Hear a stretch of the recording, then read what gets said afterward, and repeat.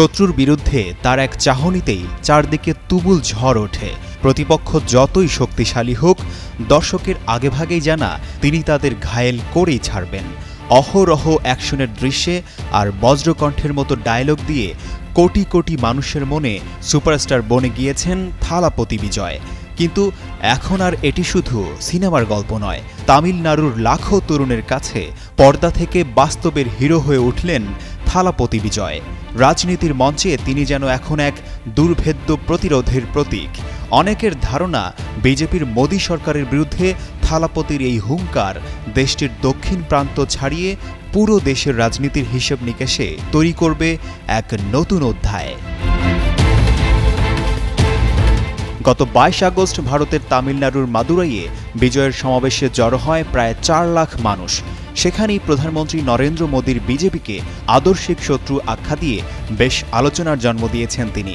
রাজনীতিতে পদার্পণের পর থেকেই নানা কর্মকাণ্ডের মধ্য দিয়ে বারবার আলোচনায় এসেছেন এই অভিনেতা। ওই সমাবেশে দেওয়া তার কিছু বক্তব্য সামাজিক মাধ্যমে ব্যাপক ছড়িয়ে পড়েছে। লাখো মানুষের সামনে হুঙ্কার দিয়ে থালাপতি বিজয় বলেন, জঙ্গলে শেয়াল চিতার মতো অনেক প্রাণী থাকে, কিন্তু সিংহ থাকে একটাই।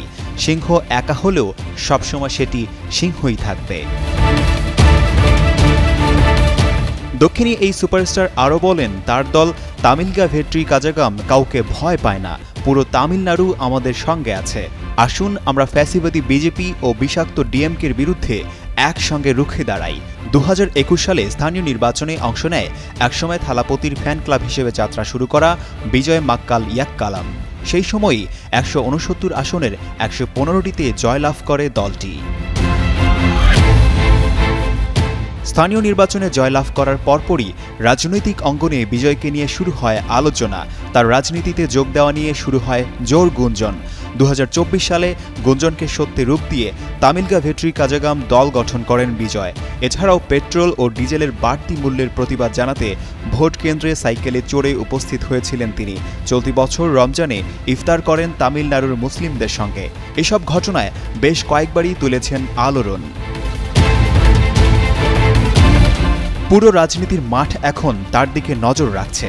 নরেন্দ্র মোদীর বিজেপি শাসিত ভারত সরকারের বিরুদ্ধে তার এমন হুঙ্কার কি শুধু পর্দার নায়কের মতোই, নাকি বাস্তবেও তার সত্যি হয়ে উঠবে, এখন সেটি সময়ের অপেক্ষা। আশিকুর রহমান, যুগান্তর নিউজ।